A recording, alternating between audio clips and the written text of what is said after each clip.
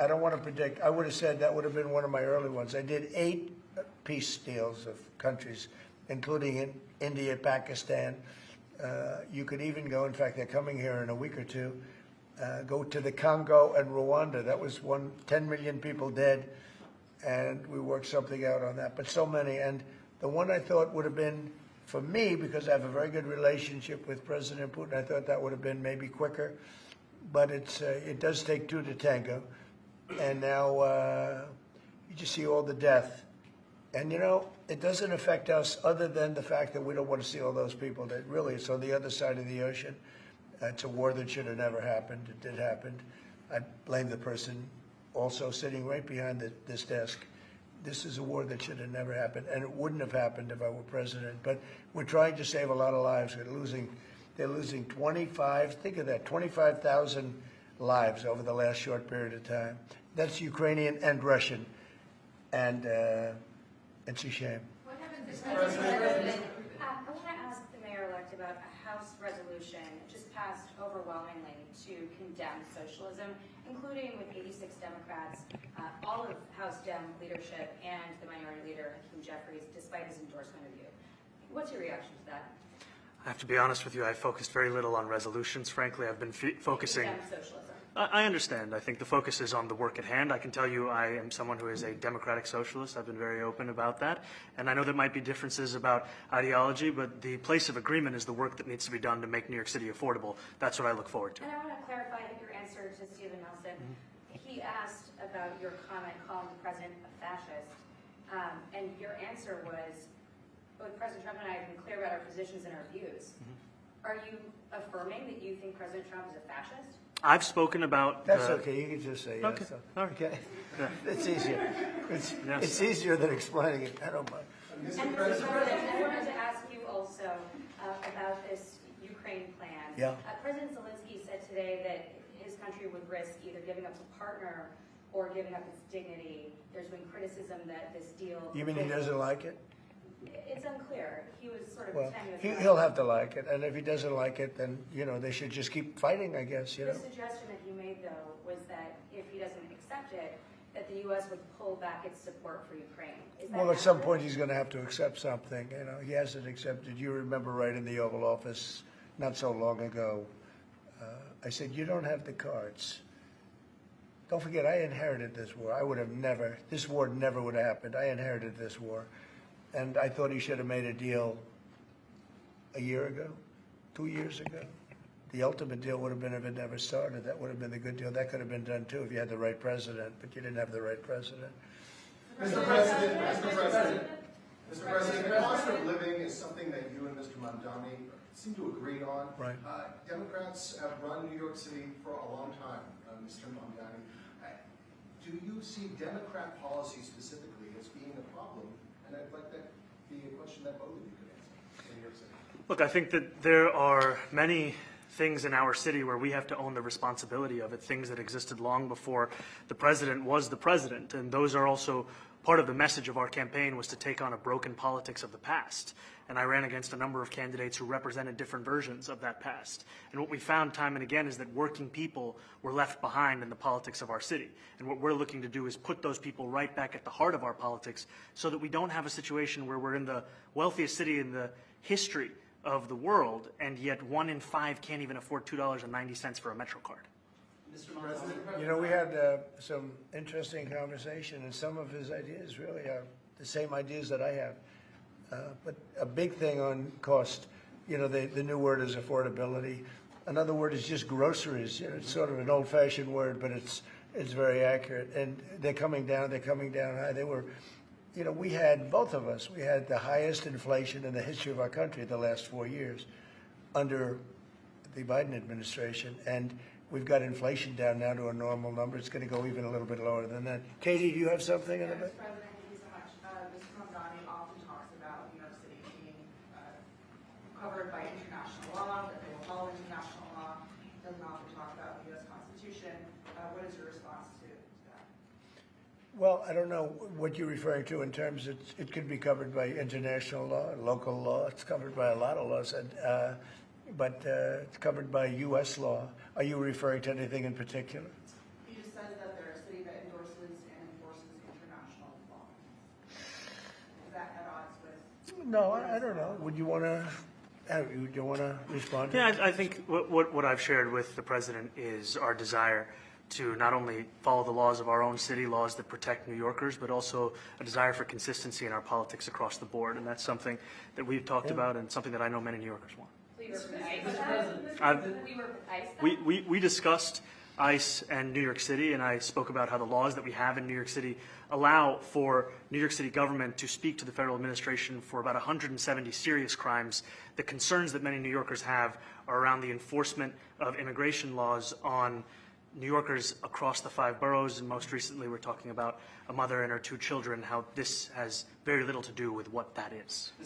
What we did is we discussed crime, more than ICE per se. We discussed crime, and he doesn't want to see crime, and I don't want to see crime, and I have very little doubt that we're not going to get along on that issue. He wants to, and he said some things that were very interesting as to housing construction, and he wants to see houses go up. He wants to see a lot of houses created, a lot of apartments built, etc. And you know, we actually people would be shocked, but I want to see the same thing. Mr. Mamdani, anti-Israel protesters.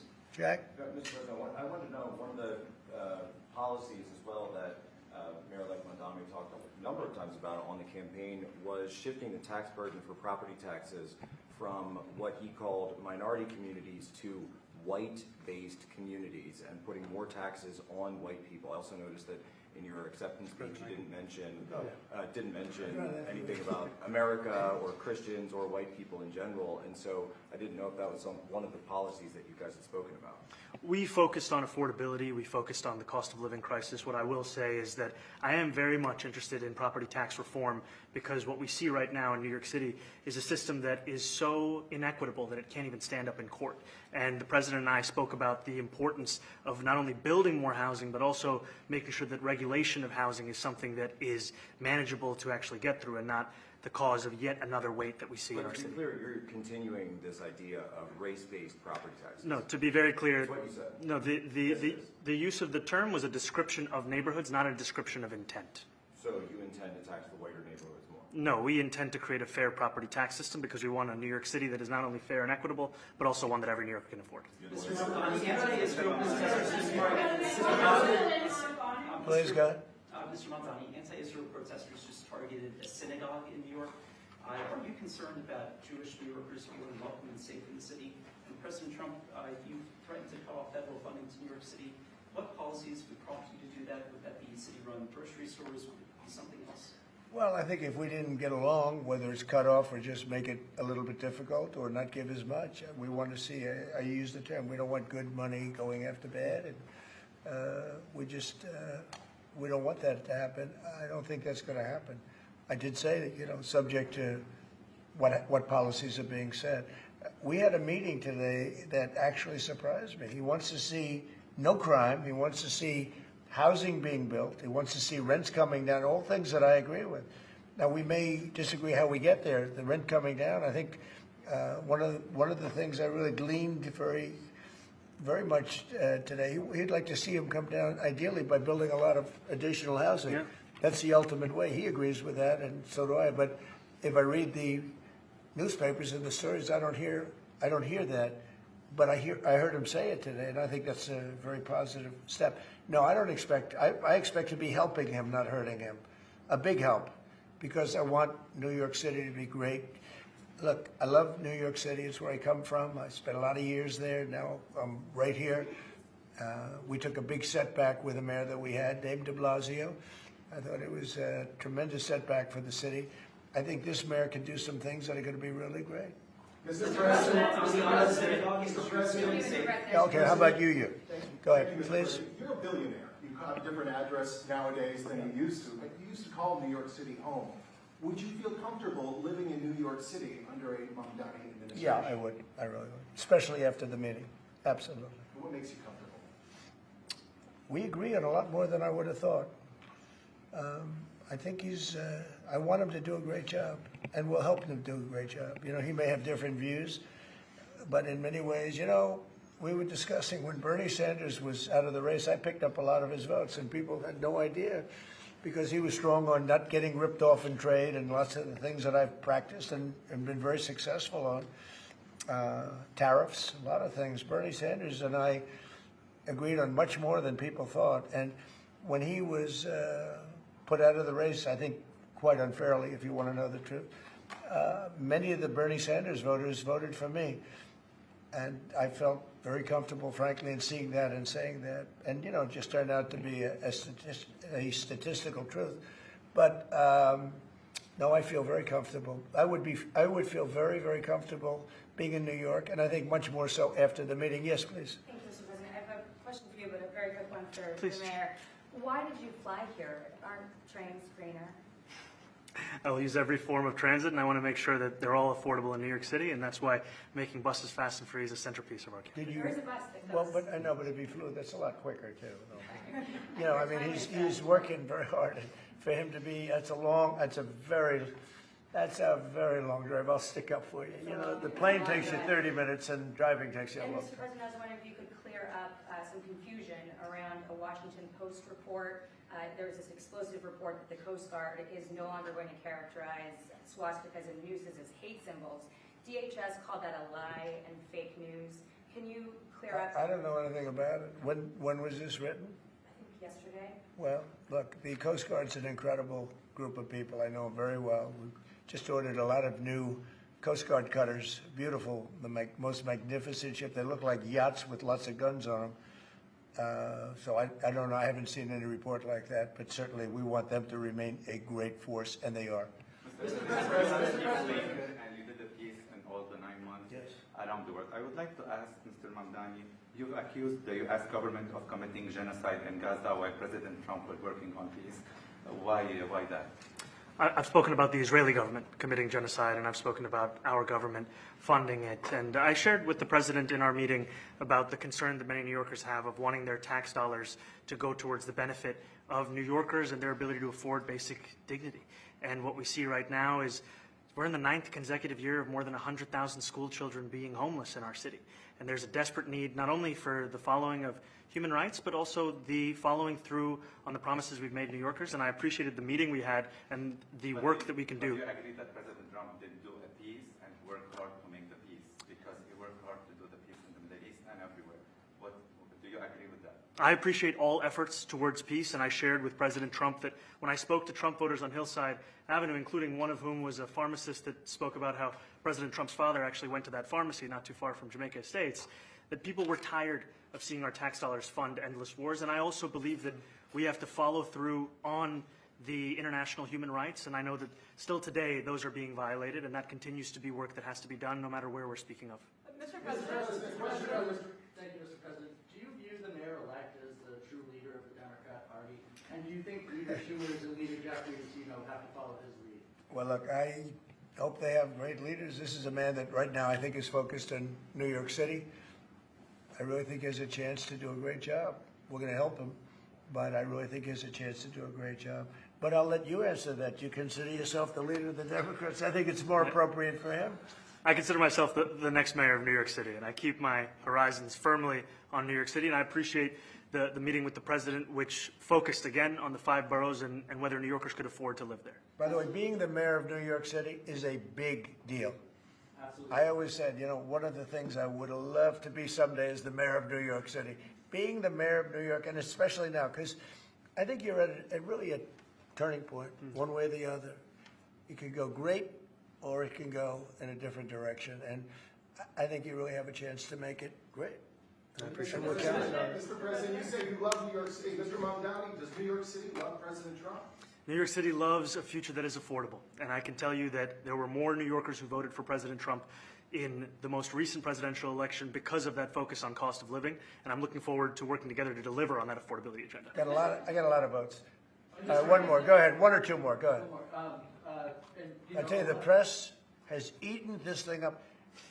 I've had a lot of meetings with the heads of major countries. Nobody cared.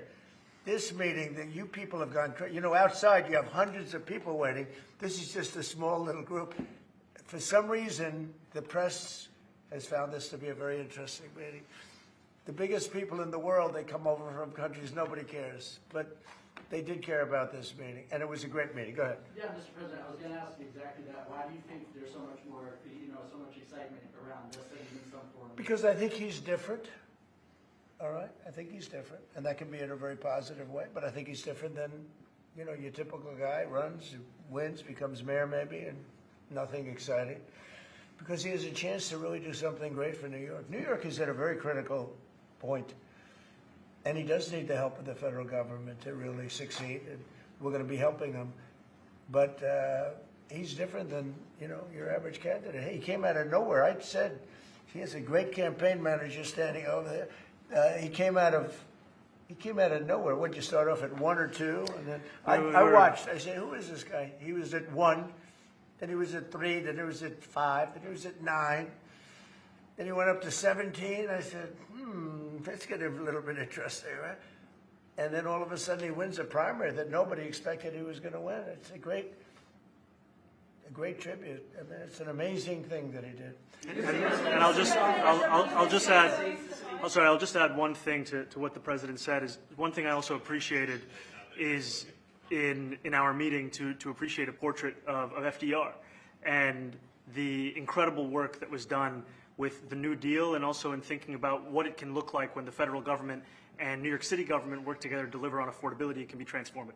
We have a great portrait of FDR that I found in the vaults that was missing for years. I found it, and I put it up. He's a Democrat, to the best of my knowledge. He's a Democrat.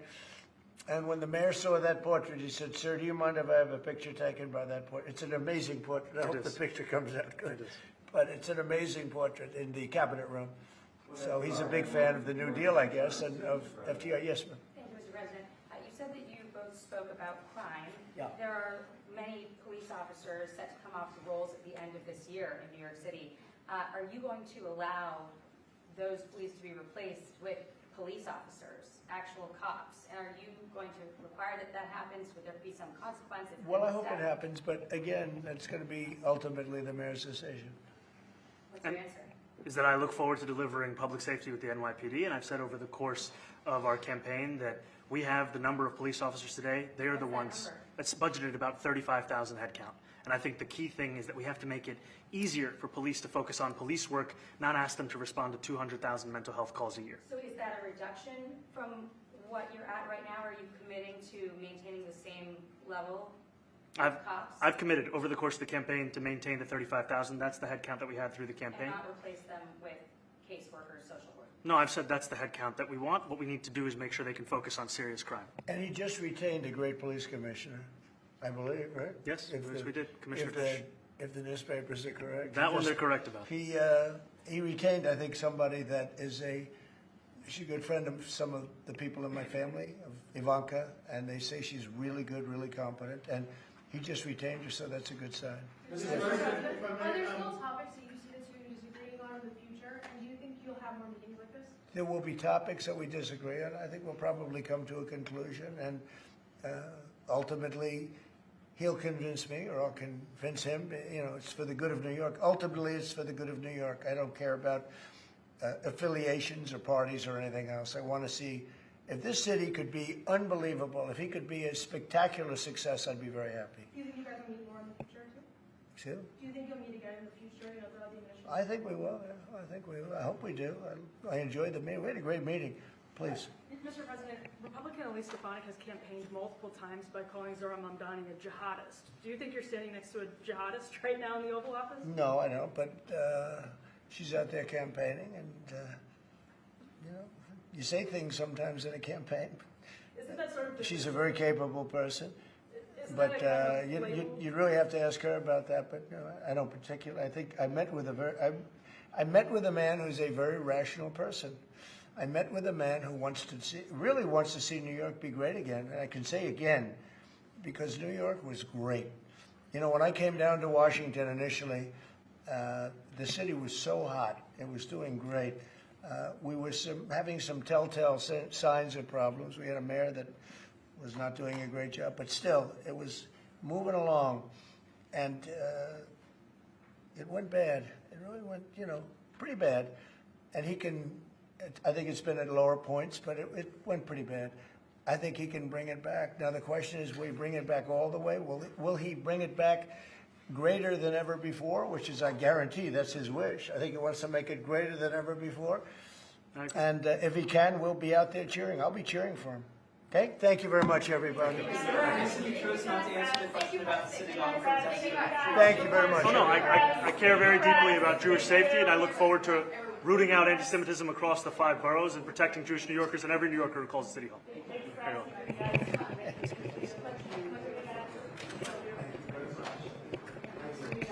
Thank